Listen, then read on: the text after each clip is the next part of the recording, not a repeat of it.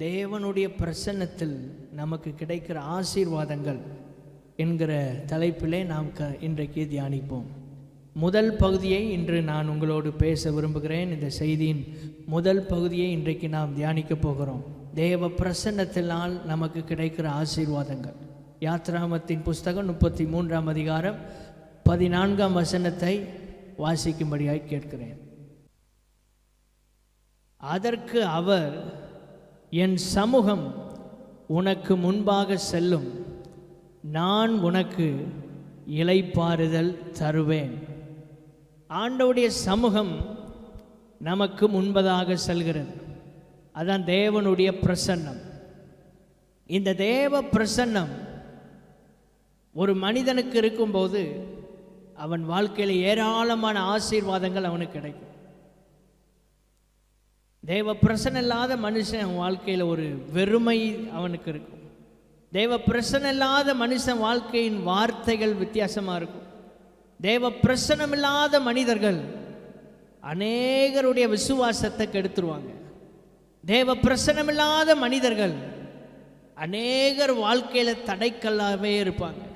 ஆனால் தேவ பிரசன்னம் உள்ள ஒரு மனுஷன், அவன் பேசுகிற ஒரு வார்த்தை அநேகரை தூக்கி நிறுத்தும். தேவ பிரசன்னம் உள்ள மனுஷன் பேசுகிற ஒரு வார்த்தை அநேகருடைய இருதயத்தை போஷிக்கும். தேவ பிரசன்னம் உள்ள மனுஷன் அநேக ஜனங்களுக்கு ஆசீர்வாதமாக இருப்பான். இந்த உலகத்தில் கர்த்தர் நம்மை வைத்தது எதற்காக? தேவ பிரசன்னத்தை சுமக்கிறவர்களாய் நாம் இந்த உலகத்தில் இருக்கணும். தேவ பிரசன்னத்தை சுமக்கிற ஒரு மனிதனாக இந்த உலகத்தில் நம்ம வாழணும். இங்கே சொல்லப்பட்டிருக்கிறது, என் சமூகம் உனக்கு முன்பாக செல்லும்.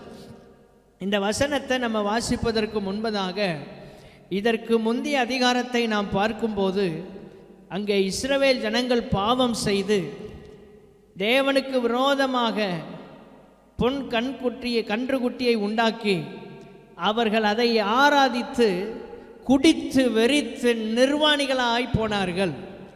இதை மோசே தேவ பிரசன்னத்தில் இருந்து 10 கற்பனைகளை பெற்று வந்த மனிதன் இதை பார்த்தபோது அவனால் சகிக்க கூடாமல் ஜனங்களுடைய ஆரவாரத்தை கேட்டபோது யோசுவா யுத்தத்தின் சத்தம் என்று நினைத்தான். ஆனால் மோசே சொல்லுகிறான், இது யுத்தத்தின் சத்தமும் அல்ல, இது பாடலின் சத்தம் எனக்கு கேட்கிறது. இதை பார்த்தபோது மோசே கோபத்தோடு தன்னுடைய கையில் இருந்த பலகைகளை மலையின் அடிவாரத்தில் எறிந்து உடைத்து போட்டான். அங்கே ஜனங்கள் பாவம் செய்ததை அவன் பார்த்தான். நடத்தி வந்த ஆண்டவருக்கு விரோதமாக பாவம் செய்து குடித்து வெறித்த போது கர்த்தர் அவர்களை 3000 பேர் அங்கே விழுந்தார்கள் என்று 28ஆம் வசனம், யாத்ராகமம் 32:28ஆம் வசனத்திலே நாம் வாசிக்கிறோம். 3000 பேர் அங்கே மரித்து போனார்கள். ஆண்டவர் கோபத்தோடு ஜனங்களை அங்கே அழித்ததை நாம் பார்க்கிறோம். அப்படிப்பட்ட ஒரு நிலையில் ஜனங்கள் அழிந்தார்கள். கற்பலகைகள் உடைந்து போனது. ஆண்டவருடைய கரத்தால் எழுதப்பட்ட 10 கற்பனைகளை அவன் உடைத்து போட்டான். இப்படிப்பட்ட நிலையில தான் அவன் மீண்டும் கர்த்தருடைய சன்னிதானத்துக்கு வந்தபோது கர்த்தர் அவனுக்கு சொல்லுகிறார், என் சமூகம் உனக்கு முன்பாக செல்லும். கரங்களை உயர்த்தி ஒரு ஆமேன்னு சொல்லலாமா? இன்றைக்கு தங்கள் வழிகளை எத்தனையோ ஜனங்கள் கெடுத்து கொண்டே இருக்கிறார்கள்.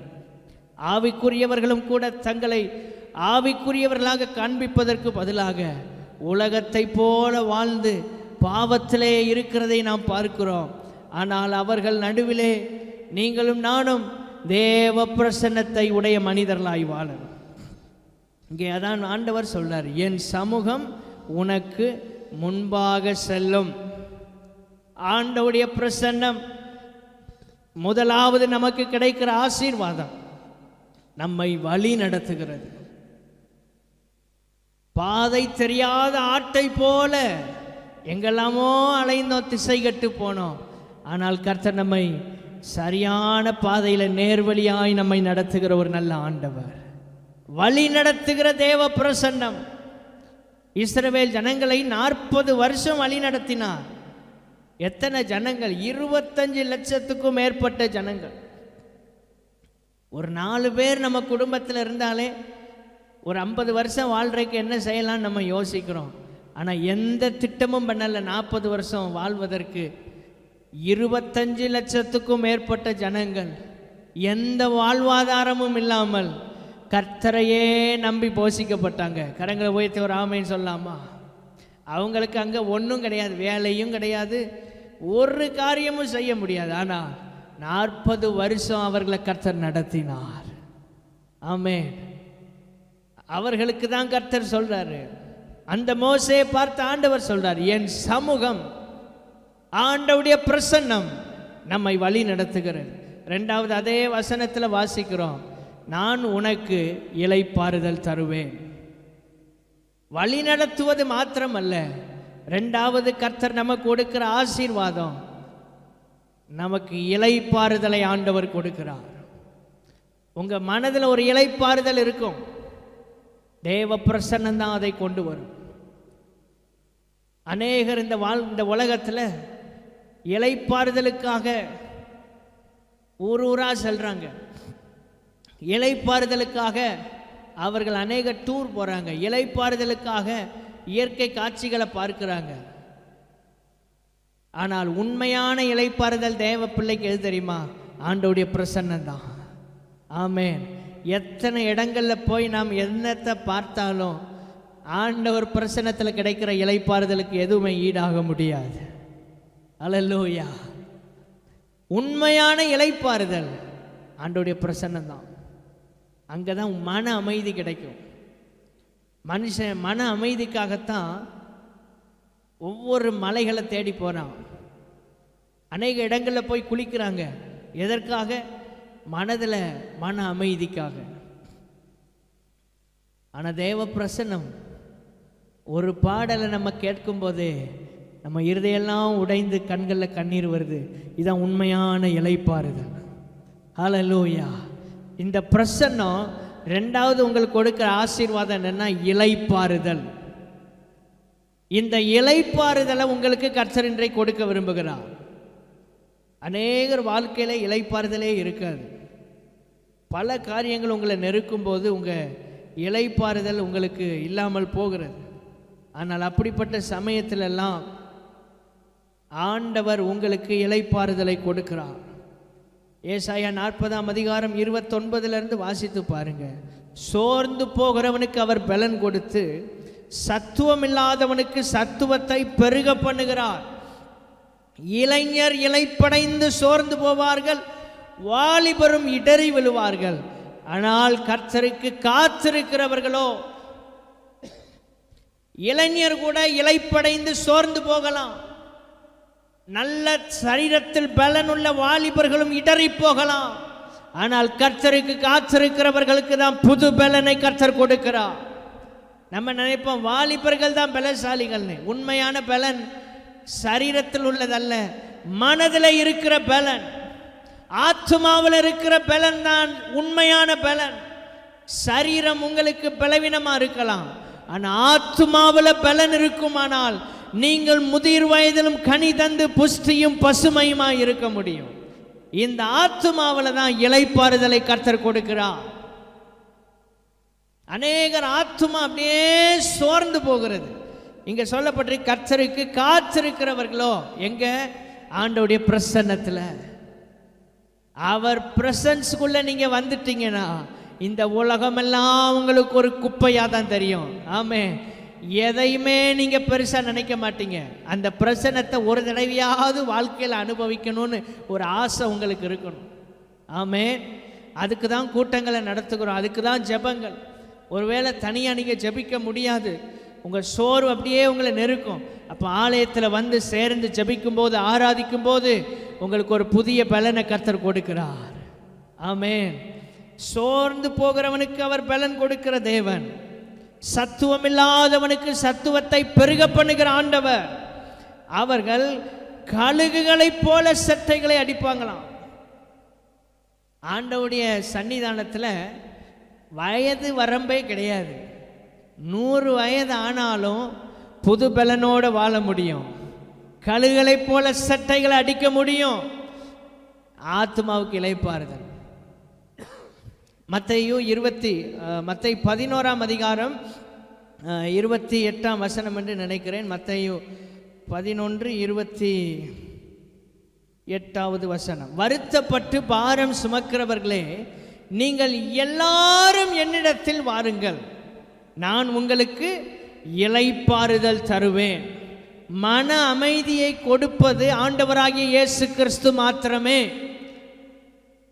ஆண்டவர் அழகா படைத்த இயற்கை காட்சிகள் எல்லாம் பார்ப்பது நல்லது. ஆனால் அதையெல்லாம் நிரந்தரமான சந்தோஷத்தையோ மன அமைதியையோ கொடுக்காது. எல்லாம் சற்று நேரம் மாத்திரமே. அங்கெல்லாம் போய் அந்த இடத்தெல்லாம் பார்க்கும்போது ஒரு சந்தோஷம் வரும், திரும்ப வரும்போது பழையபடி ஆயிடுவாங்க. ஆனால் தேவ பிரசன்னம்தான் உங்களை புதிதாக மாற்றி அனுப்புகிறது. உங்களை புது மனுஷனாக மாற்றுவது ஆண்டவரிடத்திலிருந்து வருகிற இளைப்பாறுதல். அதை நீங்கள் பெற்றுக்கொள்ளன்னா இங்கே சொல்லப்பட்டிருக்கு, வருத்தப்பட்டு பாரம் சுமக்கிறவர்களே. அநேகருக்கு இளைப்பாறுதல் இல்லை. காரணம் என்னென்னா, வருத்தப்பட்டு பாரத்தை சுமந்து கொண்டே இருப்பாங்க. 100 கிலோ வெயிட்டை தலையில் சுமந்து கொண்டே இருக்க முடியுமா? யோசித்து பாருங்க. எத்தனை பேர் அப்படி சுமந்து கொண்டிருக்கிறீங்க? எத்தனை பேர் சுமந்து கொண்டிருக்கிறீங்க? ஒரு சிமெண்ட் மூடை இருக்குன்னு வைங்க, எவ்வளோ நேரம் சுமக்க முடியும்? எவ்வளோ நேரம் சுமக்க முடியும்? 2 பேர் சேர்ந்தாதான் நம்மளை மாதிரி ஆட்கள் தூக்கி வைக்கலாம். ஆனால் அதையே தூக்குறவங்க ஒரு ஆளே சேர்ந்து என்ன செய்வாங்க? தூக்குவாங்க. அதையுமே அந்த மனுஷன் ரொம்ப நேரம் தூக்கிட்டு இருக்க முடியாது. அப்படி முதுகில் ஒரு 50 கிலோ வெயிட்டை தூக்கி வச்சுட்டு உடம்பெல்லாம் வலிக்குன்னு ஒரு ஆள் சொன்னார்னா நீங்கள் என்ன சொல்வீங்க? நீங்கள் என்ன சொல்வீங்க? 50 கிலோ வெயிட்டு முதுகில் இருக்குது, அவர் அப்படியே தூக்கி குனிஞ்சிக்கிட்டு, பிரதர் முதுகெல்லாம் வலிக்குது, எனக்கு உதவி செய்யுங்க அப்படின்னா, இல்லை சர்ச்சுக்கு தான் வர்றாருன்னு வைங்க, 50 கிலோ வெயிட்டோட முதுகெல்லாம் வலிக்கு, கர்த்தரை ஆராதிக்கிறேன், ஜெபம் பண்ணிகிட்டே இருக்கேன், எனக்கு என்ன செய்யலை? சுகம் கிடைக்கல, என் முதுகெல்லாம் வலிக்கு, ஜெபம் பண்ணி ஒரு பயன் இல்லை அப்படின்னு சொல்கிறார். நீங்கள் என்ன சொல்வீங்க? முதல்ல வெயிட்டை என்ன செய், கீழே இறக்கி வைப்போம்.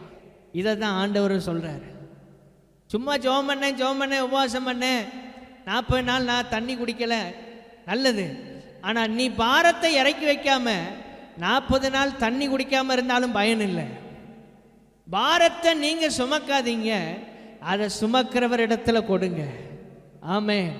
எத்தனை பேர் இதை விசுவாசிக்கிறீங்க? ஹல்லேலூயா. நான் வந்தேன் திரும்ப அப்படியே போகிறேன்னு சொல்லக்கூடாது. பாரத்தை இறக்கி வச்சதுக்கப்புறம் சிலர் என்ன செய்வாங்கன்னா, சர்ச்சுக்குள்ளே வரும்போது 50 கிலோ வெயிட்டை கீழே இறக்கி வச்சுருவாங்க, நல்லா ஆராதிப்பாங்க, முடிச்சு போகும்போது பத்திரமா கொண்டு போயிடுவாங்க, வேற யாரும் தூக்கிட்டு போயிடக்கூடாது. பிற என்ன பயன் நீங்கள் ஆராதிச்சு? இன்றைக்கு ஒரு தீர்மானம் எடுங்க. ஆண்டவரே, எல்லா சிந்தனைகள், எல்லா விதமான தவறான எண்ணங்கள், கசப்புகள், வைராக்கியம், தேவையில்லாத குழப்பமான எண்ணங்கள், பயங்கள், என்னால் முடியாது இப்படிப்பட்ட எண்ணத்தெல்லாம் இந்த 12:50 மணி இப்போ இந்த ஆலயத்தில் நான் இறக்கி வச்சுட்டு நான் போகிறேன். ஆமென். இனிமேல் நான் சுமக்க ஆயத்தமாக இல்லை. எனக்கு நியமித்த சிலுவையை சுமக்க நான் ஆயத்தம், பாரத்தை சுமக்க நான் ஆயத்தமாக இல்லை. எத்தனை பேர் கரங்களை உயர்த்தி சொல்ல போகிறீங்க? ஆமென். வருத்தப்பட்டு பாரம் சுமக்கிறவர்களே, நீங்கள் எல்லாரும், யாராக இருந்தாலும் சரி, பணக்காரனோ ஏழையோ, எந்த மதமாக இருந்தாலும் சரி, இயேசு எல்லாரையும் அன்போடு அழைக்கிறார். எதற்காக? இளைப்பாறுதலை கொடுக்க தான் அழைக்கிறார். ஒரு மனுஷனுக்கு வாழ்க்கையில் முக்கியமான தேவை என்ன தெரியுமா? மன அமைதி. இது இல்லாதனால தான் அநேகர் வாழ்க்கையை வாழக்கூடாது என்கிற முடிவுக்கு வர்றாங்க. இந்த மன அமைதி எங்கே கிடைக்கும்? தேவ பிரசன்னத்தில் தான் உங்களுக்கு கிடைக்கும். அந்த பிரசன்ஸ்குள்ளே வந்து பாருங்க, உங்களால் வெளியே வரவே முடியாது. நேரம் போறையெல்லாம் தெரியாது. ஆலயத்தில் நம்ம குறிப்பிட்ட நேரங்கள் தான் செய்ய முடியும். ஆனால் உங்கள் வீட்டில் நீங்கள் தேவ பிரசன்னத்தை உணர்ந்து பாருங்கள். தனிமையில் ஆலயத்தில் வந்து உணர்ந்து பாருங்கள். நீங்கள் நேரம் வச்செல்லாம் ஜபிக்க முடியாது, உங்கள் நேரத்தெல்லாம் தாண்டி போகும். ஆமென். தேவ பிரசன்னம் இளைப்பாறுதலை கொடுக்கு. 3வது தேவ பிரசன்னம். ஆதியாகமத்தின் புஸ்தகத்துக்கு நீங்கள் வரும்போது, ஆதியாகமத்தின் புஸ்தகம் 2வது அதிகாரம் 8வது வசனத்தில், பகலில் குளிர்ச்சியான வேளையிலே தோட்டத்தில் உலாவுகிற தேவனாகிய கர்த்தருடைய சத்தத்தை அவர்கள் கேட்டார்கள். இதற்கு முன்னாலேயும் அவர்கள் தேவ சத்தத்தை கேட்டு தேவன் அவர்களோட உலாவிக் கொண்டிருந்தார். ஏதேன் தோட்டத்தில் ஆதாமும் ஏவாளும் தேவ பிரசன்னத்தை உணர்ந்தார்கள். தேவ பிரசன்னத்திலேயே வாழ்ந்தார்கள். எத்தனை வருடங்கள் என்று தெரியாது, ஆனால் தேவ பிரசன்னத்தில் வாழ்ந்தாங்க. அங்கே என்ன இருந்தது? சமாதானம். 3வது தேவ பிரசன்னம் உங்களுக்கு கொடுக்கிற ஆசீர்வாதம் என்னது? சமாதானம். எல்லாரும் சொல்லுங்க சத்தமா, சமாதானம்.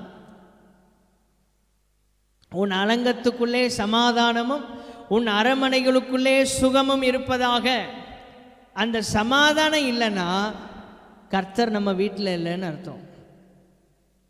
எவ்வளோ பிரச்சனை வரட்டும், நம்ம சமாதானத்தை நம்ம விட்டு பிசாசு எடுக்க முடியாது. கர்த்தர் நம்மோடு இருப்பாரானால். இந்த ஏதேன் தோட்டத்தில் சமாதானம் இருந்தது. ஆதாமுக்கும் ஏவாளுக்கும் இடையில் என்ன இருந்தது? சமாதானம் இருந்தது. கர்த்தர் அங்க உலாவுகிற நேரத்தில் அந்த இடத்துல சமாதானம், எல்லாம் சமாதானமா இருந்தாங்க. சிங்கம், புலி, மனிதர்கள் எல்லாம் சமாதானமா இருந்தது. நீங்க எல்லாரும் இங்கே கவனித்தா நல்லா இருக்கும். வசனத்தை சொல்லும்போது மாத்திரம் வேதத்தை திருப்புங்க, மற்ற நேரம் உங்க கவனம் எங்க இருக்கட்டும். எல்லா மனிதர்கள் அங்கே இருந்த 2 பேர் தான், ஆதாம் ஏவாள். மற்ற மிருகங்கள் எல்லாம் எப்படி இருந்துச்சு? சமாதானமாக இருந்துச்சு. எங்கேயாவது சமாதான குலைச்சல் ஏற்பட்டதா? இல்லை. தேவ பிரசன்னத்தில் அவர்கள் இருக்கும் வரை சமாதானம் அவர்களுக்கு இருந்தது. இன்னைக்கு தேவ பிரசன்னத்துக்குள்ள வாங்க, 1000 பிரச்சனை வரட்டுமே, உங்க சமாதானத்தை உங்களை விட்டு யாரும் எடுக்கவே முடியாது. ஆமென். 4வது, அதே ஏதேன் தோட்டத்தில் தேவ பிரசன்னத்தில் அவர்களுக்கு கிடைத்த 4வது ஆசீர்வாதம் ஐக்கியம். எல்லாரும் சொல்லுங்க, ஐக்கியம். புதிய ஏற்பாட்டில் வரும்போது அப்போஸ்தலர் 2ஆம் அதிகாரத்தை நீங்கள் பார்த்தீங்கன்னா அங்கே சொல்லப்பட்டிருக்கிறது, விசுவாசிகள் 42ஆம் வசனம். அப்போஸ்தலர் 2:42, அவர்கள் அப்போஸ்தலருடைய உபதேசத்திலும் அந்யோன்யத்திலும், அதாவது ஃபெல்லோஷிப், ஐக்கியம். 3வது அப்பம் பிட்குதல், 4வது ஜெபம் பண்ணுதலிலும் உறுதியாய் சரித்திருந்தார்கள். பழைய ஏற்பாட்டில் ஆதாமும் ஏவாளும் ஏதேன் தோட்டத்தில் தேவ பிரசன்னத்தினால ஐக்கியமாக வாழ்ந்தாங்க. புதிய ஏற்பாட்டில் பெந்தேகோஸ்தே நாளில் பரிசுத்த ஆவியானவர்னால் அந்த பிரசன்னத்தை உணர்ந்து அவர்கள் ஐக்கியமாக இருந்தாங்க. அப்போ தேவ பிரசன்னம் உங்களுக்கு கொடுக்கிற 4வது ஆசீர்வாதம் ஐக்கியம். அங்கே சிங்கம் மாடை சாப்பிடலை, நல்லா கவனிங்க. பூனை எலியை விரட்டி கடிக்கலை. இப்படியெல்லாம் சண்டை இங்கே நடக்கலை. ஏதேன் தோட்டத்துக்குள்ள தேவ பிரசன்னம் இருக்கிற வரைக்கும் நடக்கலை. இதே தான் 1000 வருஷ அரசாட்சியில் நடக்க போகுது. அந்த ஏதேனின் அனுபவம் மீண்டும் வரும். இழந்து போன சகல மகிமையும் கர்த்தர் மனிதனுக்கு மீண்டும் கொடுக்க போறாரு 1000 வருஷ அரசாட்சியில். எத்தனை பேர் 1000 வருஷ அரசாட்சியை பார்க்க விரும்புகிறீங்க? அப்போ வருகையில் போகணும். ஏதேன் தோட்டத்தை பார்க்கலையேன்னு சிலருக்கு ஆசை இருக்கும். ஏதேன் தோட்டத்தை பார்க்கறத விட அங்கே ஒருவேளை நம்மளுக்கு அந்த பாக்கியம் கிடைக்கல, அதை விட பன்மடங்கு 1000 வருஷ அரசாட்சி பயங்கரமாக இருக்கும். ஏன்னா அங்கே கர்த்தரே ஆளுகை செய்ய போறாரு. நாம் எல்லாரும் அவரோடு கூட சேர்ந்து 1000 வருஷம் ஆளுகை செய்ய போகிறோம். நம்மளை ஒரு பையன் ஓட்டு போட்டு தெரிந்தெடுக்க வேண்டிய அவசியம் இல்லை. ஆமென். இன்னைக்கெல்லாம் ஓட்டு போட்டு தெரிந்தெடுக்க நீங்கள் எலெக்ஷனில் என்ன உங்கள் வீட்டில் உள்ள ஆளுகை உங்களுக்கு போடாது. ஆனால் 1000 வருஷ அரசாட்சியில் ஒரு ஆள் நம்மளை தெரிந்தெடுக்க வேண்டிய அவசியம் இல்லை. கர்த்தரே நமக்கு அந்த வாய்ப்பை தருகிறார். ஆமென். அல்லேலூயா. அந்த வாய்ப்பு நமக்கு எல்லாருக்கும் வேணும்னா இந்த உலகத்தில் அவர் வருகைக்கு ஆயத்தப்படணும். எத்தனை பேர் இயேசுவின் வருகைக்கு ஆயத்தமாக இருக்கிறீங்க? இப்போ வந்தால் போக முடியுமா? ஐக்கியம் அங்கே இருந்தது. 133ஆம் சங்கீதத்துக்கு வாங்க. அங்கே கடைசியில் பார்க்கும்போது அங்கே ஆசீர்வாதத்தையும் ஜீவனையும் என்றென்றைக்கும் கட்டளையிடுவார். எங்க? இதோ சகோதரர் ஒருமித்து வாசம் பண்ணுகிறது எத்தனை நன்மையும் எத்தனை இன்பமானது. அந்த ஒருமன், அந்த ஐக்கியம், ஃபெல்லோஷிப் எங்க இருக்கோ, சபை ஐக்கியத்தை காத்து கொள்ளணும். வருஷத்துக்கு ஒரு சர்ச்சு மாறக்கூடாது. சிலர் எங்கேயாவது இருக்கிற தெருவில் இருக்கிற எல்லா சர்ச்சையும் சுற்றி அடித்து ஒவ்வொரு கூட்டத்துக்கு ஒவ்வொரு சபை, கம்யூனியனுக்கு ஒரு சர்ச்சு, பிறகு ஞானஸ்நானம் ஒரு சபை, இப்படி ஒவ்வொன்றுக்கும் ஒவ்வொரு சபைக்கு இல்லை. கர்த்தர் உங்களை வைத்திருக்கிற இந்த இடத்துல நீங்கள் பல சூழ்நிலைகளோடு இந்த இடத்துக்கு ஒருவேளை கர்த்தர் உங்களை கொண்டு வந்திருக்கலாம், சூழ்நிலையின் காரணமாக வந்திருக்கலாம். கர்த்தர் வைத்த இந்த இடத்துல இந்த பரிசுத்தவான்கள் ஐக்கியத்தை காத்துக்கொள்ள கர்த்தர் உதவி செய்வாராங்க. உங்களை வைத்திருக்கிற இந்த இடத்துல இந்த நேரத்தில் நம்முடைய ஐக்கியம் தேவனோடு, தேவ பிள்ளைகளோடு இருக்கணும். தேவ பிள்ளைகளோடு ஐக்கியம் இல்லாத அநேகர் தான் உலக மனிதர்களோடு ஐக்கியப்பட்டு ஆவிக்குரிய வாழ்க்கையில் பின்வாங்கி போகிறாங்க. இந்த ஐக்கியம் ஏதேனில் இருந்தது கர்த்தருடைய பிரசன்னம் இருக்கிற வரைக்கும். ஆதாமும் ஏவாளும் கர்த்தருடைய பிரசன்னத்தை காத்து கொள்ளுகிற வரைக்கும் அங்கே ஐக்கியம் இருந்துச்சு. விரட்டி அடிக்கலை. ஆதாமும் ஏவாளுமே வெஜிடேரியன் தான் சாப்பிட்டாங்க. ஆண்டவர் கொடுத்த உணவு என்னது? என்ன உணவு? பழங்கள். அதை தான் அவங்க சாப்பிட்டாங்க. ஒரு ஆடை கூட அவங்க தொட்டு அடிக்க முடியல. ஏன்னா அங்கே ஐக்கியம் இருந்தது. அந்த அளவு ஒற்றுமை ஏதேனில் இருந்துச்சு. கொஞ்சம் யோசித்து பாருங்க எப்படி இருந்திருக்கும் அந்த இடம். தோட்டத்தில் உள்ள சகல விருட்சத்தின் கனியை நீ புசிக்கலாம். சாகா வர்றோம் அங்கே தான் இருந்துச்சு. சாவே இல்லை அவங்களுக்கு. சொல்ல போனா தேவ மகிமை அவங்களை நிரப்பி இருந்தது. தேவ பிரசன்னத்தினால இருந்தாங்க. தேவ பிரசனம் என்று சொல்லும்போது அவருடைய ஆள் தத்துவம், அவரை போல வாழ்ந்தாங்க. அங்க அவர் பிரசன்னம் அவங்களை நிரப்பினது. ஐக்கியம் இருந்துச்சு. அங்க ஒருபோதும் வாக்குவாதமே வரல. ஐந்தாவது கர்த்தர் நமக்கு அவருடைய பிரசன்னத்தில் கொடுக்கிற ஆசீர்வாதம் என்னன்னா பாதுகாப்பு. எல்லாரும் சொல்லுங்க. ஏதேன் தோட்டத்துக்குள்ள ஒருவரும் தீங்கு நுழையாதபடிக்கு கர்த்தர் பாதுகாத்து வைத்தார். இவன் அந்த சத்தத்துக்கு, ஏவாள் பாம்பின் சத்தத்துக்கு, பிசாசின் சத்தத்துக்கு செவி கொடுத்த போது, வஞ்சிக்கப்பட்ட போது, கர்த்தரை கீழ்ப்படிவதற்கு பதிலாக பிசாசு கீழ்ப்படிந்த போது தான் பாதுகாப்பு அவர்களை விட்டு எடுபட்டது. ஆனால் தேவ பிரசன்னத்தில் அவர்கள் இருக்கும் வரை பாதுகாப்பு அவர்களுக்கு இருந்தது. இந்த தோட்டத்துக்குள்ள, சபைக்குள்ள ஒரு பாதுகாப்பை கர்த்தர் நமக்கு வைத்திருக்கிறார். தேவ பிரசன்னம் தான் உங்களுக்கு ஒரு பாதுகாப்பை கொடுக்கும். உன் பக்கத்தில் 1000 பேரும் உன் வலதுபுறத்தில் 10,000 பேரும் விழுந்தாலும் அது உன்னை அணுகாது. ஆமென். 1000 பேர் படைகள், 10,000 பேர் உனக்கு விரோதமாக வந்தாலும் தேவ பிரசன்னம் உன்னோட கூட இருக்குமானால் உன்னை எந்த தீங்கும் சேதப்படுத்த முடியாது. ஆமென். கர்த்தர் உன்னை பாதுகாப்பார். எலிசா தீர்க்கதரிசிக்கு விரோதமா சீரியாவின் ராஜா இராணுவத்தை அனுப்பினான். ஆனால் தேவ பிரசன்னத்தினால் நிரப்பப்பட்ட எலிசாவை சீரிய இராணுவம் தடுத்து நிறுத்த முடியவில்லை, அவனை பிடிக்க முடியவில்லை. அதை காட்டிலும் அக்னிமயமான ரதங்களும் குதிரைகளும் தேவ பிரசன்னம் உள்ள எலிசாவுக்கு கர்த்தர் பாதுகாப்பாக கொடுத்தார். அல்லேலூயா. இன்றைக்கு உங்களை சுற்றிலும் பெரும்படைகள் நிற்கலாம், ஆனால் தேவ பிரசன்னம் மாத்திரம் உங்களோடு. நீங்க தேவ பிரசன்னத்துக்குள்ள இருந்தா போதும், அவர் பிரசன்னம் உங்களுக்குள்ள இருந்தா போதும்.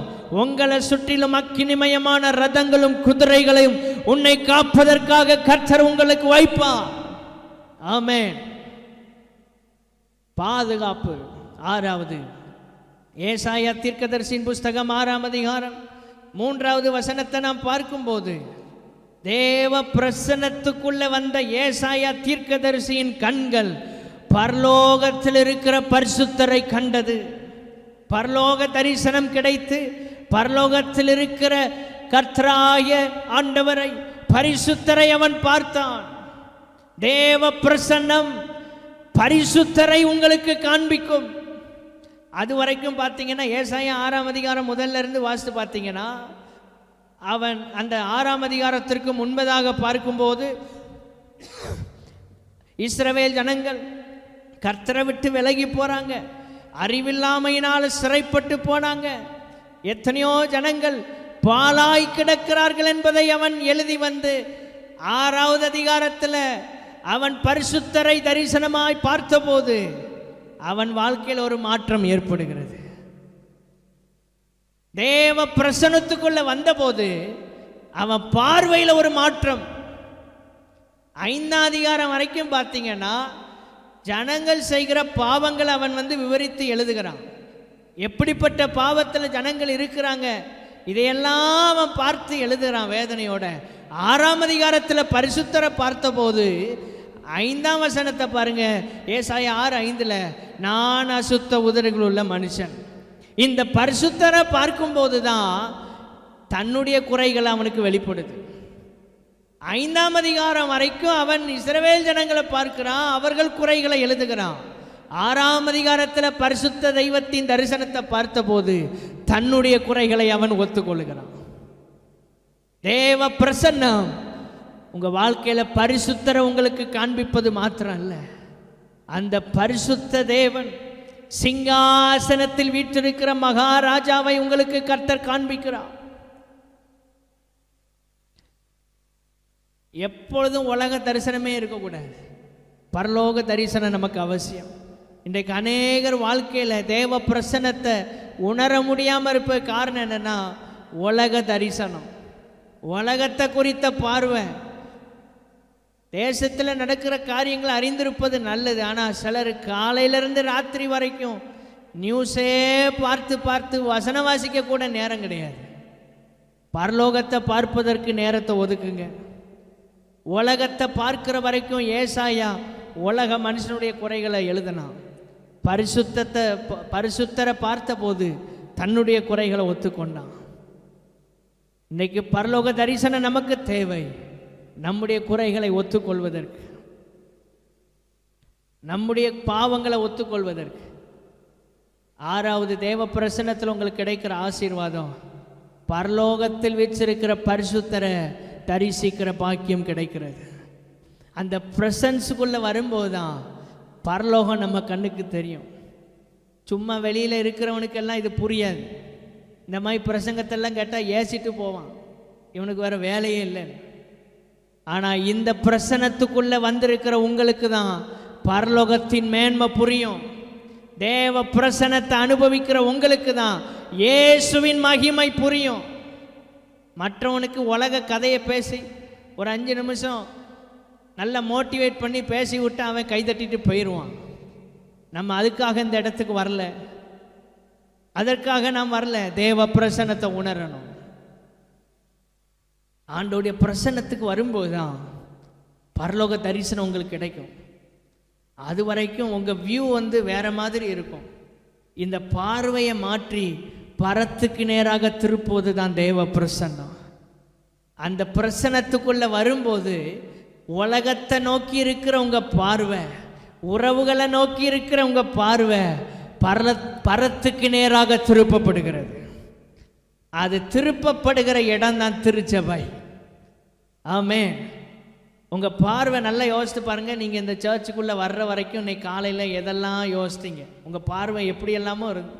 ஆனால் உள்ளே வந்ததுலேருந்து பாருங்கள், உங்கள் பார்வையெல்லாம் பரலோகம், பார்வையெல்லாம் இயேசு. இதுதான் ஏசாயாவுக்கு அன்றைக்கு நடந்தது. 7வது ஆசீர்வாதம், ஏசாயா 6:7.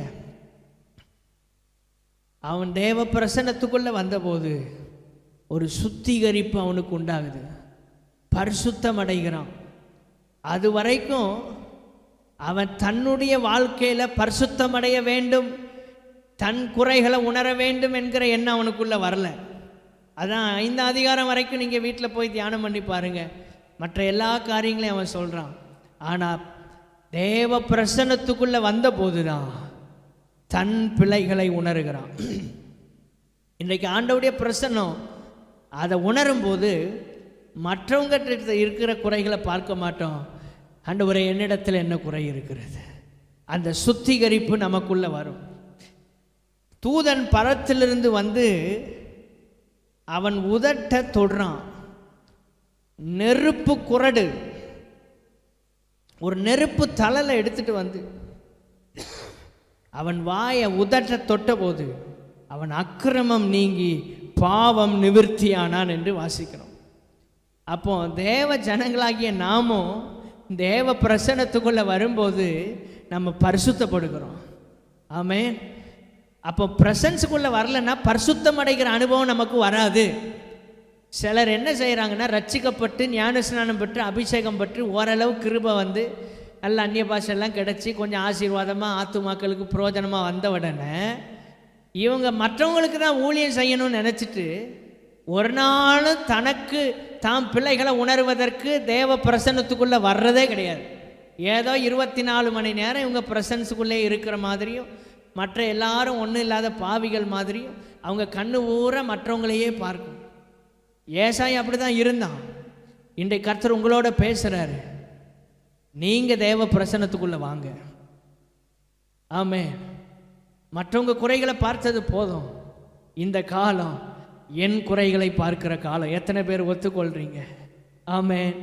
இந்த 6 அதிகாரத்துக்குள்ளே வரும்போது தான் அங்கே சொல்லப்பட்டிருக்கு, உன் அக்கிரமம் நீங்கி உன் பாவம் நிவர்த்தியானது. அப்போ அந்த ஏசாயா தீர்க்கதரிசியும் சுத்திகரிக்கப்பட வேண்டியது அவசியமாக இருந்துச்சு.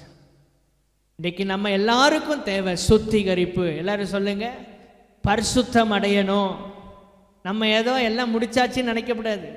சிலர் இந்த 12th முடித்தாலே ஏதோ பெரிய இந்த உலகத்தில் படிப்பை முடித்த மாதிரி நினைப்பாங்க. அதுக்கப்புறம் இருக்குது. சிலர் இப்படி தான், ஏதோ எல்லாம் முடிஞ்சிட்டுனா வாழ்க்கையே முடிஞ்சுன்னு நினச்சிருவாங்க. இனி பரலவும் போயிடலாம், இனி நம்ம ஆயத்தம். அனுதினம் பரிசுத்தப்படணும், உன் பாவ நிவர்த்தி ஆகணும். அதுக்கு தான் தேவ பிரசன்னத்துக்குள்ளே வரணும். வெளியில் இருந்துட்டு ஒன்றும் நடக்காது. தேவ பிரசன்னத்துக்குள்ளே நேரம் எடுத்து வாங்க. மனித சத்தங்களெல்லாம் கேட்டது போதும். தேவ சத்தத்தை கேட்பதற்கு ஆண்டவருடைய பிரசன்னத்துக்குள்ளே வாங்க. அந்த பிரசன்னத்துக்குள்ளே வரும்போது நீங்க பரிசுத்தம் அடைகிறீங்க, உங்க பாவங்கள் மன்னிக்கப்படுகிறது. தேவ பிரசன்னத்துக்குள்ள வந்தான் பேதுரு, மனம் கசந்து அழுதுட்டான். பாவம் நிவர்த்தியானது. பிரதான அப்போஸ்தலனா கர்த்தர் அவனை பயன்படுத்தினார். தேவ பிரசன்னத்துக்குள்ள வராத யூதாஸ் காரியோத்து, அவன் வாழ்க்கை ரொம்ப பரிதாபமாக முடிந்து போனது. பரிசுத்தப்படணும். நீங்க நான் என்ன பாவம் செஞ்சேன், நான் நல்லா தான் இருக்கேன்னு சொல்லாதீங்க. நம்முடைய குறைகளை நாம் அறிக்கை செய்யணும். அனுதினமும் நாம் இன்னும் இன்னும் இன்னும் இன்னும் பரிசுத்தப்படுவது அவசியம். பரிசுத்தப்படுகிறதற்கு தான் சபைக்கு வர்றோம். இது ஏதோ என்டர்டைன்மெண்ட்டான இடம் அல்ல. இது சும்மா ஆடி பாடி, இது ஏதோ உலகத்தை போல நேரம் செலவழிக்கிற இடம் அல்ல. பரிசுத்தப்படுறதுக்கு வர்றோம். இங்க வருகிற ஒவ்வொரு நிமிடமும் நான் இன்னும் பரிசுத்தமாகணும், இன்னும் பரிசுத்தமாகணும். இந்த எண்ணம் தான் நமக்குள்ள இருக்கணும். சிலர் ஏதோ உலகத்துக்குள்ள போற மாதிரி ஆலயத்துக்கு வந்துருவாங்க. துணிகரமே வரக்கூடாது நமக்கு. ஆலயத்துக்குள்ள நீ தேவாலயத்துக்கு போகும்போது உன் நடைய காத்துக்கொள்.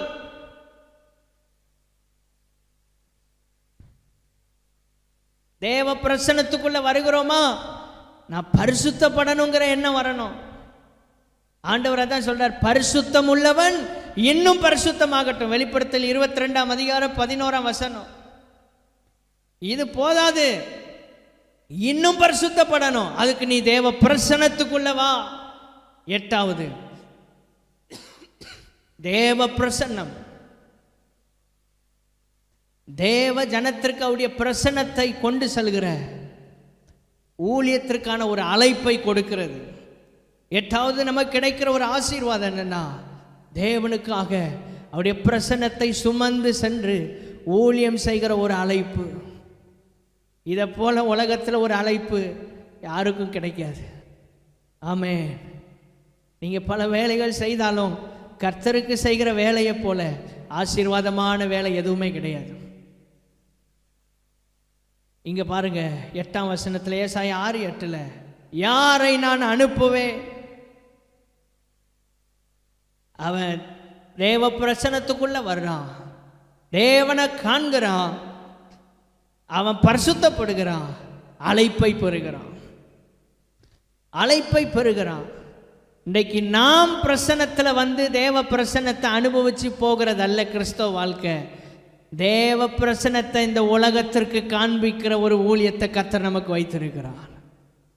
நம் மூலமா தான் தேவ பிரசன்னம் உலகத்துக்கு வெளிப்படணும்.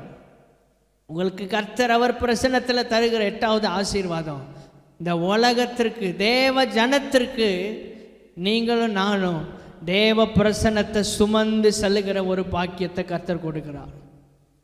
9வது, உலகமெங்கும். இந்த இடத்துல ஆண்டவர் இவனை அழைத்தார். இஸ்ரவேல் ஜனங்களுக்கு அவன் தீர்க்கதரிசி, தீர்க்க தரிசனம் உரைத்தான். தேவ ஜனத்திற்கு அவன் தீர்க்கதரிசியா இருந்தான். புதிய ஏற்பாட்டுக்கு வரும்போது 9வது, தேவ பிரசன்னத்தினால பெந்தைக்கோஸ்தே நாளில் நிரப்பப்பட்டவர்களுக்கு ஆண்டவர் கொடுத்த காரியம் என்ன? உலகமெங்கும் புறப்பட்டு போங்கள். தேவ ஜனத்திற்கும் 8வது, தேவ ஜனத்திற்கு தேவ பிரசன்னத்தை காண்பிக்கிற ஊழியம். 9வது, உலகத்திற்கே தேவ பிரசன்னத்தை கொண்டு செல்கிற ஊழியம். தேவ ஜனத்திற்கும் தேவ பிரசன்னத்தை கொண்டு செல்லணும். அந்த தேவையோடு இன்றைக்கு இருக்கிறோம். 9வது, உலகத்திற்கும் தேவ பிரசன்னத்தை கொண்டு செல்ல வேண்டிய அவசியம் இருக்கிறது. தேவ ஜனத்தோடு நின்றக்கூடாது, உலகத்தோடு நின்றக்கூடாது. தேவ ஜனங்களுக்கும் ஊழியம் தேவை, உலகத்துக்கும் ஊழியம் தேவை. எத்தனை பேர் விசுவாசிக்கிறீங்க? அப்போஸ்தலர் 2 அதிகாரத்தை பார்க்கும்போது அவர்கள் பிரசன்னத்தினால நிரப்பப்பட்டார்கள். தேவ பிரசன்னத்தினால நிரப்பப்பட்ட அவர்கள் அதே இடத்துல நிற்கலை, ஒரே அனுபவத்தில் நிற்கலை. அப்போஸ்தலர் 8:4, சிதறி போனவர்கள் எங்கும் திரிந்து, உலகமெங்கும் போய் சுவிசேஷ வசனத்தை பிரசங்கித்தாங்க. இன்றைக்கு ஒரு இடத்துல இருப்பதற்கு கர்த்தர் நம்மை அழைக்கலை. ஒரு இடத்துல இருக்கிற நாம் உலகமெங்கும் சுவிசேஷத்தை கொண்டு செல்கிறவர்களாகவும் இருக்கணும். தேவ ஜனத்திற்கும் தேவ பிரசன்னத்தை கொண்டு செல்லணும், உலகத்திற்கும் தேவ பிரசன்னத்தை கொண்டு செல்லணும். 10வது, இதை கொண்டு செல்வதற்கு தேவ பிரசன்னத்தில் தேவன் நமக்கு கொடுக்கிற 10வது ஆசீர்வாதம். இந்த 9 ஆசீர்வாதங்களை இன்றைக்கு நாம் தியானித்தோம். இந்த 9 ஆசீர்வாதங்களையும் கர்த்தர் கிருபையாய் நமக்கு தருகிறார். ஆண்டவருடைய பிரசன்னத்திற்குள்ள வரும்போது உங்கள் வாழ்க்கையில் தேவ பிரசன்னத்தை அனுபவித்து பாருங்க. இதில் இருப்பது போல ஒரு ஆசீர்வாதம் வேற எங்கேயுமே இருக்காது. இந்த பிரசன்னத்தில் கிடைக்கிற வல்லமையை போல உங்கள் வாழ்க்கையில் எங்கேயுமே நீங்கள் உணர முடியாது. அந்த பிரசன்னத்தை உணர்ந்தவங்க தான் ஆலயத்துக்கு ஓடி வந்துட்டே இருப்பாங்க. எப்போ கூட்டம், எப்போ ஜெபம். ஏன்னா வீட்டிலலாம் இந்த மாதிரி இல்லையா? எல்லா இடத்தை விட ஆலயம் எத்தனை பேருக்கு சந்தோஷமாக இருக்குது? உண்மையாக தேவ பிரசன்னத்தை அனுபவிச்சிங்கன்னா இந்த ஆலயம் உங்களுக்கு ஒரு பெரிய சந்தோஷமாக இருக்கும். தேவ பிரசன்னம் உங்களை நிரப்பும். ஆமென். தேவனுடைய ஆசீர்வாதம் உங்களை மூடிக்கொண்டே இருக்கும். ஒவ்வொரு நாளும் தேவனுடைய பிரசன்னம் உங்களை ஆசீர்வதிக்கும். இந்த பிரசன்னத்தை விட்டு நீங்கள் ஒருபோதும் வெளியில் போயிடக்கூடாது. தேவ பிரசன்னத்தை கடைசி மட்டும் காத்துக்கொள்ளுங்க. தேவ பிரசன்னம் இல்லாத மனுஷன் வாழ்க்கை சோர்வின் வாழ்க்கை. தேவ பிரசன்னம் இல்லாத மனுஷன் வாழ்க்கை அவன் எந்த நன்மையும் ஒரு பார்க்க முடியாமல் வாழ்ந்துட்டு இருப்பான். தேவ பிரசன்னத்துக்குள்ளே இருந்தீங்கன்னா உங்களை தேடி ஆசீர்வாதங்கள் வரும். உங்களை தேடி கர்த்தர் நன்மைகளை அனுப்புவார். ஆமென். 10வது ஆதியாகமம் 8வது அதிகாரம் 21ஆம் வசனம் 20-21 பார்க்கும்போது, அவன் பலிபீடத்தை கட்டினான். நோவா 120 வருஷம் பிரசங்கம் பண்ணால் ஒரு பேர் ரட்சிக்கப்படலை. நோவா உட்பட 8 பேர் பேழைக்குள்ளே அந்த பிரசனத்துக்குள்ளே வந்தாங்க. காக்கப்பட்ட 8 பேர். பேழைக்குள்ளேயும் ஒற்றுமை இருந்துச்சு. ஆதாம் பாவம் செய்து, ஏவாள் பாவம் செய்து விழுந்து போனாங்க. ஆனால் அதற்கு பிற்பாடு மனிதனும் மிருகமும் நேர் எதிராக மாறினார்கள். சிங்கம் மனிதனை சீறி பார்த்தது. மிருகம் காட்டுக்கும் மனிதன் நாட்டுக்கும் வாழ வேண்டிய ஒரு நிலை வந்தது. நோவாவின் பேழையில் மீண்டும் ஒருங்கிணைக்கப்பட்டு காட்டிலையும் நாட்டிலையும் வாழ்ந்த எல்லா உயிரினங்களும் ஒன்றாக பேழைக்குள் கூட்டப்பட்டது. கை வைத்து ஒரு ஆமேன்னு சொல்லுங்க. இது எதை காட்டுது? தேவ பிரசன்னம் இருந்தா எப்பேற்பட்ட நிலையிலும் கர்த்தரை நம்ம சேவிக்க முடியும், வாழ முடியும். மனுஷனும் மிருகமும் ஒன்றா இருக்க முடியுமா? பேழையில் கர்த்தர் நிரூபித்து காட்டினார். எந்த நிலை வந்தாலும் நீங்கள் வாழ முடியும், நான் வாழ முடியும். வாழ முடியாத ஒன்றை கர்த்தர் இந்த உலகத்தில் நமக்கு அனுமதிக்கவே மாட்டார். பேழைக்குள்ளே வாழ்ந்தாங்க. 21ஆம் வசனத்தை பாருங்கள். சுகந்த வாசனையாய் கர்த்தர் முகர்ந்தார். அந்த பிரசன்னத்தில் 8 பேர் காக்கப்பட்டு வெளியில் வந்தபோது பலிபீடம் கட்டி கர்த்தருக்கு பலி செலுத்தினார்கள். அந்த பலியை கர்த்தர் அங்கீகரித்தார். 10வது ஆசீர்வாதம், தேவ பிரசன்னத்துக்குள்ளே வருகிற நீங்கள் உங்களை அர்ப்பணித்து நீங்கள் கர்த்தருக்கு பலி செலுத்தும் போது கர்த்தர் உங்களையும் உங்கள் பலியையும் கர்த்தர் அங்கீகரிப்பார். ஆபேலையும் அவன் காணிக்கையும் கர்த்தர் அங்கீகரித்தார். உங்களையும் அங்கீகரிப்பார், உங்களுடைய பலியையும் கர்த்தர் அங்கீகரிப்பார். நீங்கள் செலுத்துகிற பலியையும் கர்த்தர் அங்கீகரிப்பார். இன்றைக்கு நம்முடைய ஆராதனையை, நாம் செய்கிற ஊழியத்தை கர்த்தர் அங்கீகரிக்க வேண்டுமா? அங்கீகரிக்க வேண்டுமா? தேவ பிரசன்னத்துக்குள்ள வாங்க. தேவ பிரசன்னத்துக்குள்ள இருந்த நோவா பலி செலுத்தின போது பலியை கர்த்தர் சுகந்த வாசனையாக நுகர்ந்தார்.